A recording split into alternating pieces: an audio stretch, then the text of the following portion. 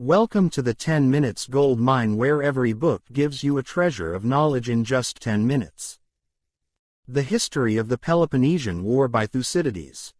Introduction. The History of the Peloponnesian War by Thucydides stands as one of the most influential works in the realm of historical and political writing.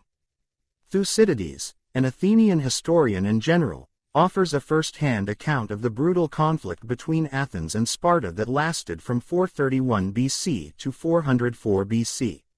The war involved the two most powerful city-states of ancient Greece, each vying for dominance.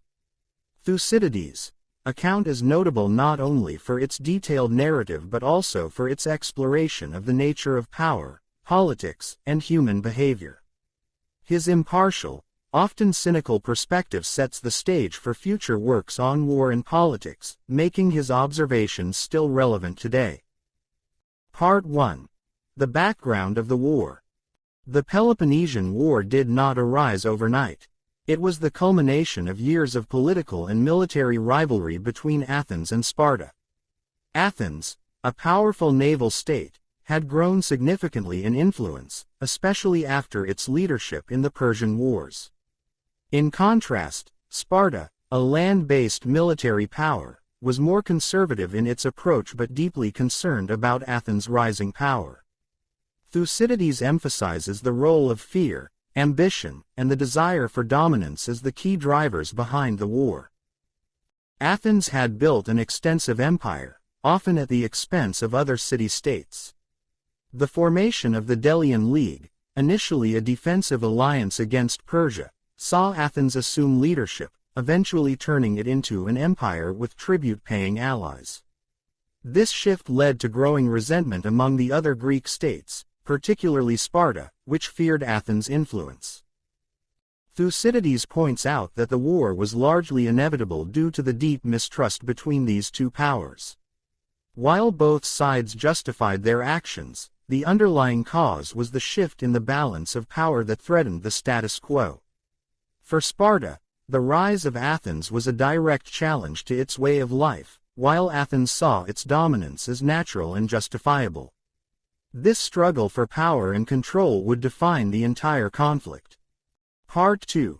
The first phase of the war, 431–421 BC. The initial phase of the Peloponnesian War is known as the Archidamian War, named after the Spartan king Archidamus. During this period, both sides engaged in a war of attrition, avoiding direct, large-scale confrontations. Athens, under the leadership of Pericles, adopted a defensive strategy. They focused on using their powerful navy to strike against the Peloponnesian coast and relied on their strong city walls to protect themselves from Spartan invasions. On the other hand, Sparta used its land forces to invade the Athenian countryside, hoping to provoke a reaction. Pericles, a shrewd and visionary leader, knew that Athens could not afford to engage in prolonged land battles with Sparta.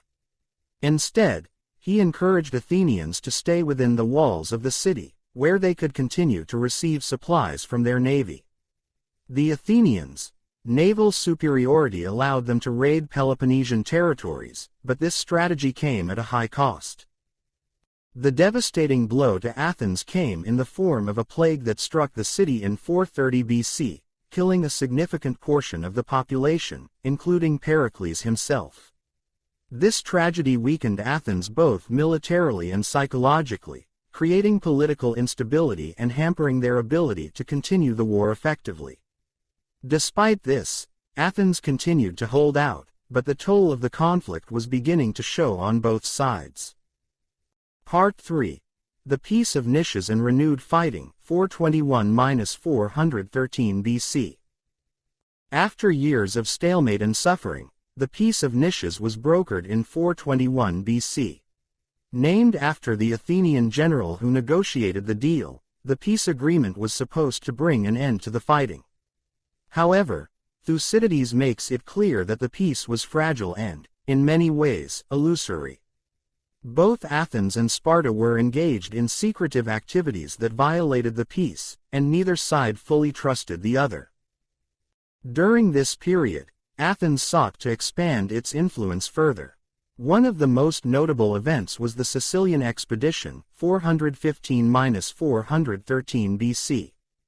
Athens launched a massive military campaign to conquer the island of Sicily, hoping to gain control of a rich and strategically important region. The goal was to expand Athenian influence in the western Mediterranean and secure resources for the ongoing war. However, the campaign turned into a disastrous failure. The entire Athenian fleet was destroyed, and thousands of soldiers were lost. This was a massive blow to Athens, both in terms of resources and morale. The loss had profound implications, leaving Athens vulnerable to attack.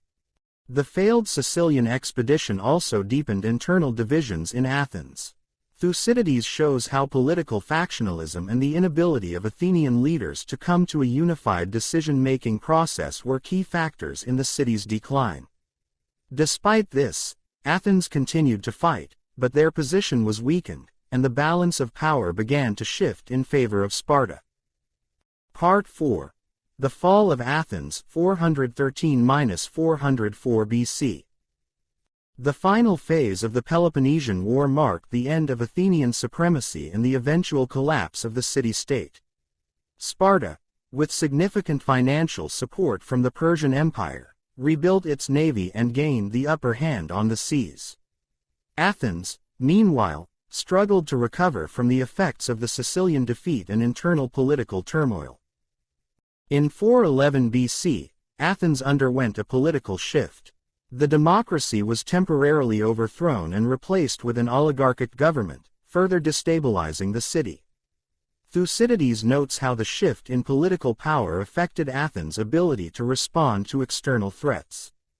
Eventually, in 404 BC, Sparta decisively defeated Athens in a naval battle, and Athens was forced to surrender. Thucydides does not attribute the defeat solely to military factors. He also emphasizes the internal divisions and poor decision-making that led to Athens' downfall. The inability of the Athenians to maintain unity, particularly in their leadership, allowed Sparta to capitalize on their weaknesses. The war had transformed Athens from the dominant power in Greece to a shadow of its former self. Part 5. The Legacy of the Peloponnesian War. Thucydides concludes his account of the war with a reflection on the long-term consequences of the conflict. The Peloponnesian War left Greece in a state of exhaustion, and no single city-state was able to dominate the Greek world after Athens' fall. The war had also demonstrated the fragility of power and the dangers of unchecked ambition. Thucydides argues that the nature of politics and war is deeply intertwined with human emotions, fear, pride, and desire for power, elements that are often the driving forces behind conflict. One of the key takeaways from Thucydides' work is the understanding of how human nature shapes the course of history. Thucydides was one of the first historians to examine war not merely as a sequence of events but as a phenomenon driven by the emotional and psychological forces of the people involved. His account serves as a timeless reflection on the dangers of power struggles and the unpredictable nature of war.